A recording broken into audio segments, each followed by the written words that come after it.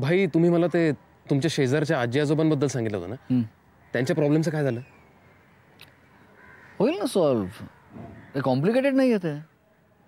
तू अजून विचार करतोस त्याचा? नाही, ॲक्च्युली मला प्रिया म्हणाली की मम्मांच्या बाबतीतही तसंच काहीतरी होतं. काय सांगतोस? हो, गेले काही दिवस त्यांना ब्लँक कॉल्स येत आहेत आणि त्यामुळे फोन वाजला की त्यांना भीती वाटते. प्रिया मला काहीच बोलली नाही. मी प्रियाला म्हणालो होतो की आपण पोलिसात जाऊया. नको नको. मम्मांची केस थोडी वेगळी आहे. मी माझे सोर्सेस वापरून ट्रेस लावायचा प्रयत्न करतो. कारण कसं आहे स्वप्नील की हे सगळं जर सुलेखा करत असेल आणि कोणीतरी याविरुद्ध काहीतरी करतंय किंवा हे प्रकरण पोलिसांपर्यंत गेलं हे तिला कळलं ना, तर ती ममांना आणखी त्रास देईल. खूप हुशार आहे रे ती. मग कसं करायचं? बघू, मी माझी ही कामं आटपून घेतो. फोन करेन नंतर तुला.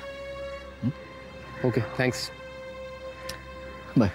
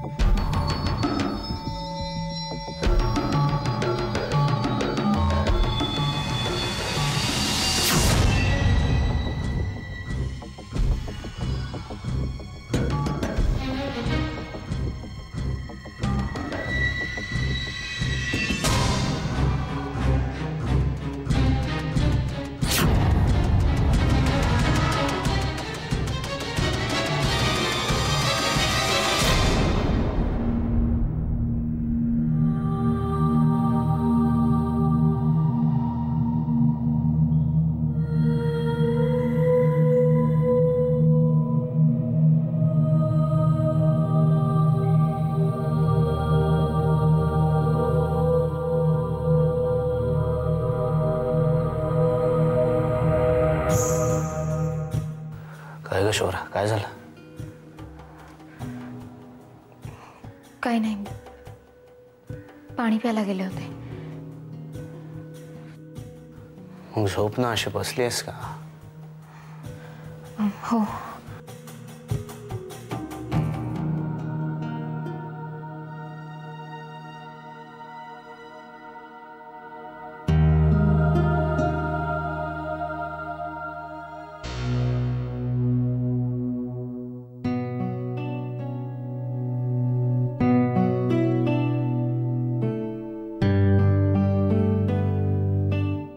गाणी ऐकतेस?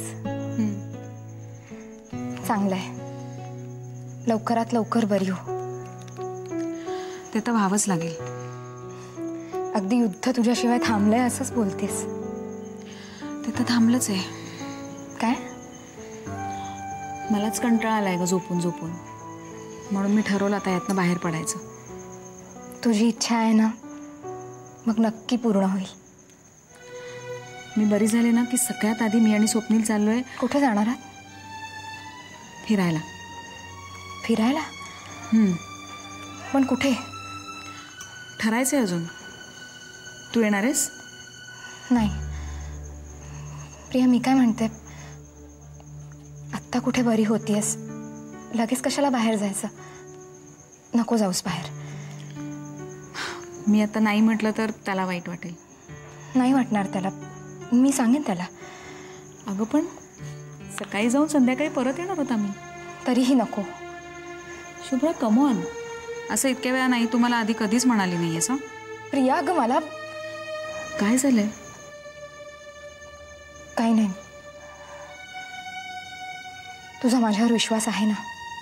शुभ्रा, मग मी सांगते म्हणून पूर्ण बरं वाटेपर्यंत कुठेही बाहेर जाऊ नकोस. नाही जाणार.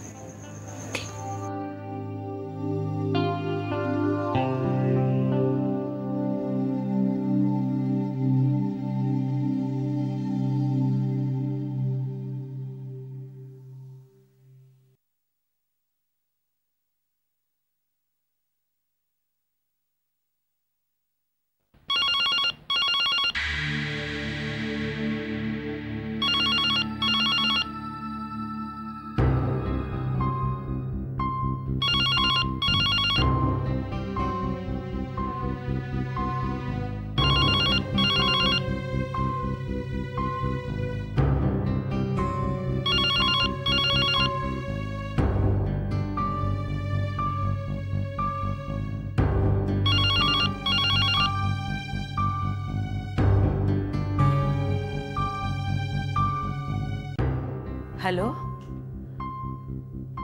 Hello hello.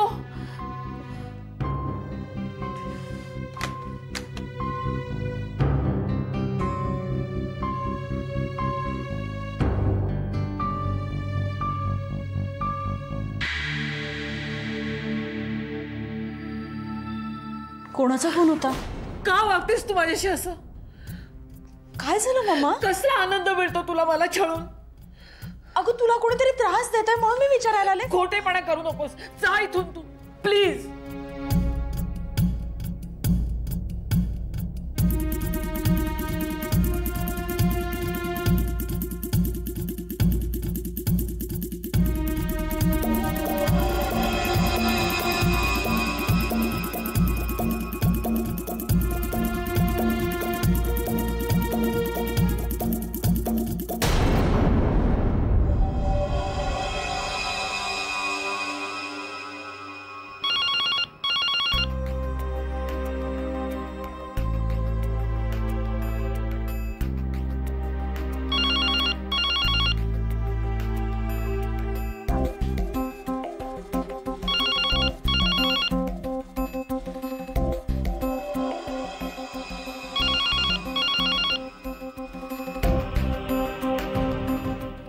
हॅलो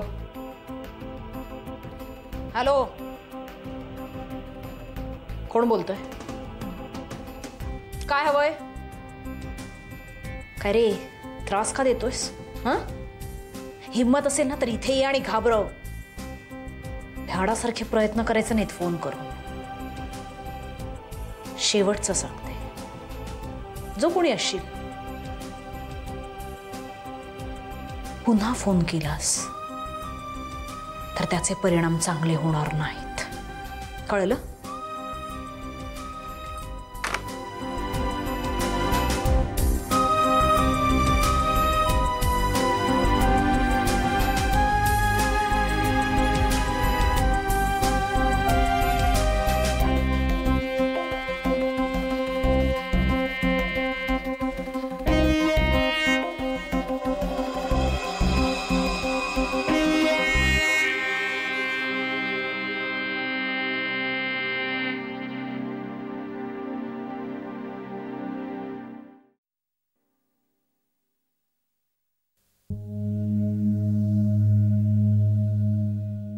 मला वाटतं विल्सन अँड सन्सची ऑफर चांगली आहे.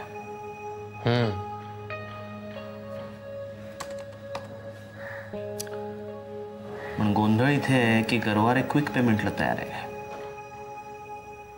तेही बरोबर आहे.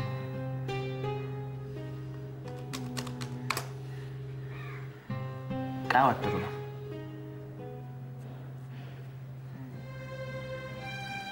बोल ना.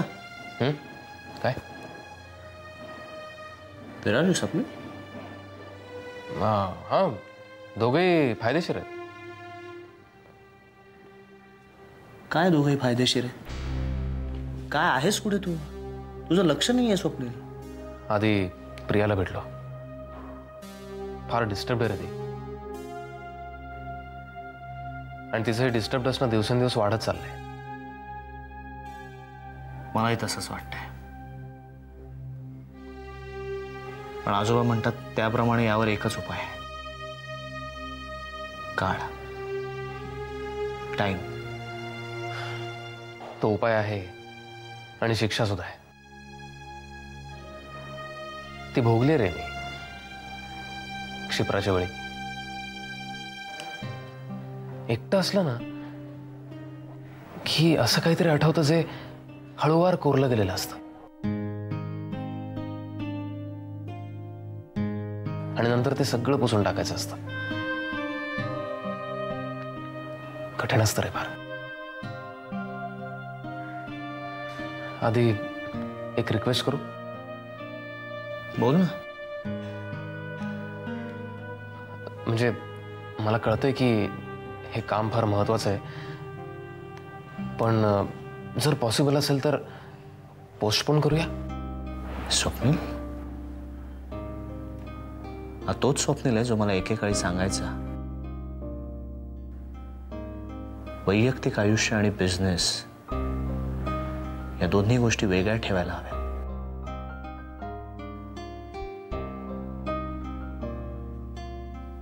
वैयक्तिक आयुष्याने बिझनेसवर कधी ओव्हरपॉवर करता कामा नये.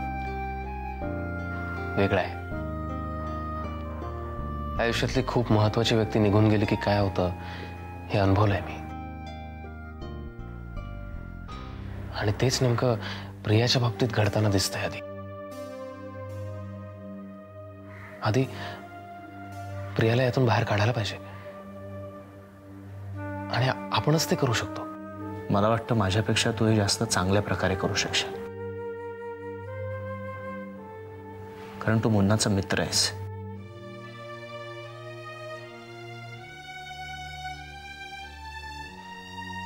मध्यंतरी आमच्यात जो तणाव निर्माण झाला होता, म्हणूनच म्हणतोय आधी हे सगळं आपण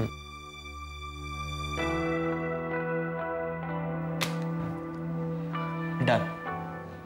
मी दोन्ही क्लायंट्सना कळवतो. मुन्नाला यातून बाहेर काढ. येस.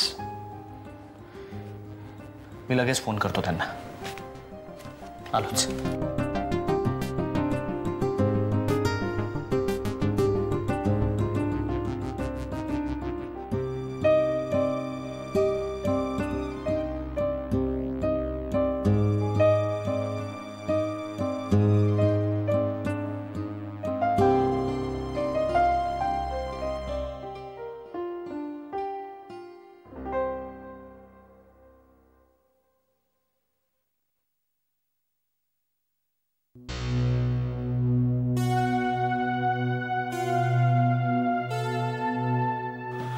बाबा,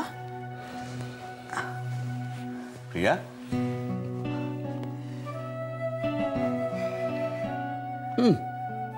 ताप नाहीये तुला? You are absolutely fine. Priya, मी जेव्हा शाळेमध्ये होतो ना, आम्हाला एक सर होते. ते आम्हाला एक गंमत सांगायची की तुम्हाला जेव्हा असं आजारी असल्यासारखं वाटेल ना, एक काम करायचं. डोळ्याचे मिटून घ्यायचे आणि कल्पना करायची की आपण असे आकाशामध्ये उडतोत किंवा समुद्रावरती तरंगतोत किंवा हिल स्टेशनवरती असे उभे होतो. एक असा मोठा श्वास घ्यायचा आणि हळूहळू हळूहळू तो श्वास सोडायचा. बस, दॅट्स इट. सगळा थकवा गायब.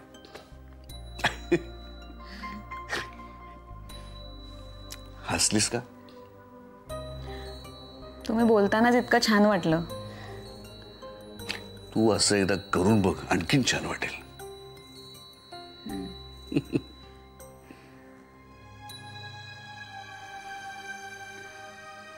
मला माहितीये तुम्ही मला काय विचारायला आलात. तुला जसं वाटतंय ना तसं बिलकुल नाहीये. काय वाटतंय मला? हेच घरामधला प्रत्येक जण च्युइंगम सारखं चघळतोय ना ते. तू सुलेखाकडे का गेली होतीस, काय झालं तिथे, वगैरे वगैरे. काही नाही त्यातलं.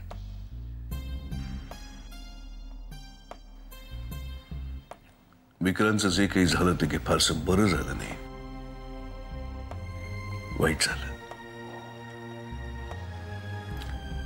आम्ही तुला समजून घ्यायला हवं होतं.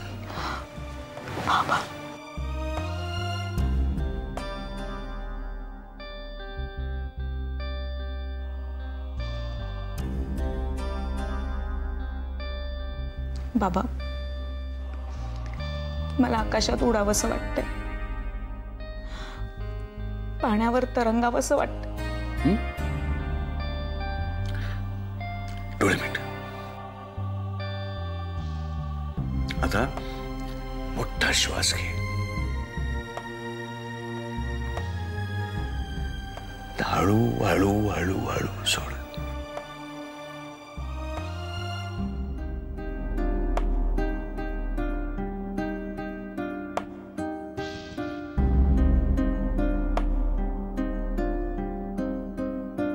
कसं वाटतंय? खूप छान. बाबा, मी अजून एकदा करू? अगं का नाही? जोपर्यंत तुला रिलॅक्स वाटत नाही तोपर्यंत करत राहा.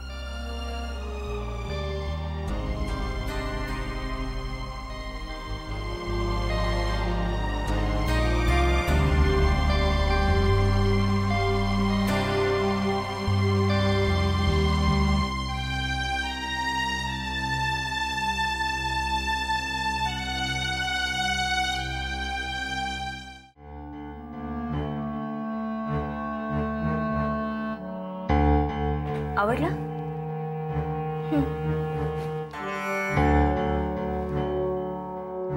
तुला केक आवडतो म्हणून तुझ्यासाठी केकही घेऊन आले. घे. नको. पिहू, अगं अजून सरप्राइजेस आहेत तुझ्यासाठी. नको आई.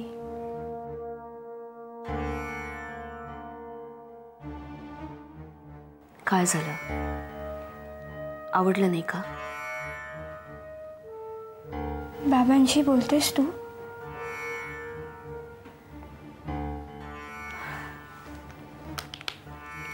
तुझ्यासाठी अजून एक सरप्राईज आहे.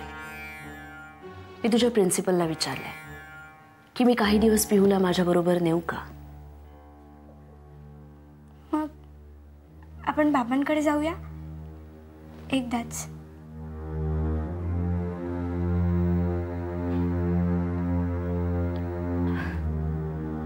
बघूया आपण. त्यांनी मला विचारलं, मग पिहूच्या अभ्यासाचं काय?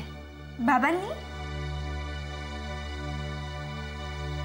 प्रिन्सिपलने. मी त्यांना सांगितलं, पिहू आमची जात्याच हुशार आहे. 4 दिवस अभ्यास नाही केला तर कुठे फरक पडणार आहे? मग आपण बाबांकडे जाऊया ना. बाबा म्हणजे काही तासातच रिव्हिजन घेतील.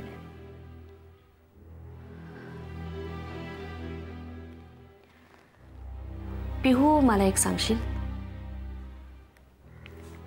म्हणजे आपण काय काय करायचं, कुठे कुठे जायचं?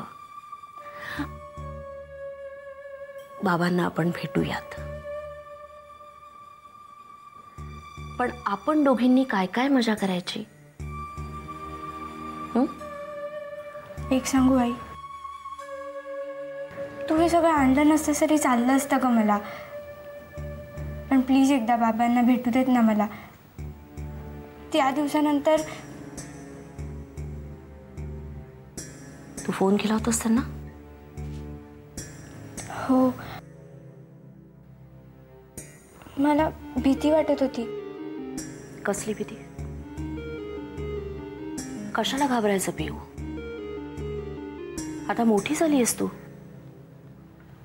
Sorry I. तू आमच्या मॅडमला असं सांगितलं होतंस की मला बाबांशी बोलायला द्यायचं नाही. कोणी सांगितलं तुला हे? सगळं कळतं मला.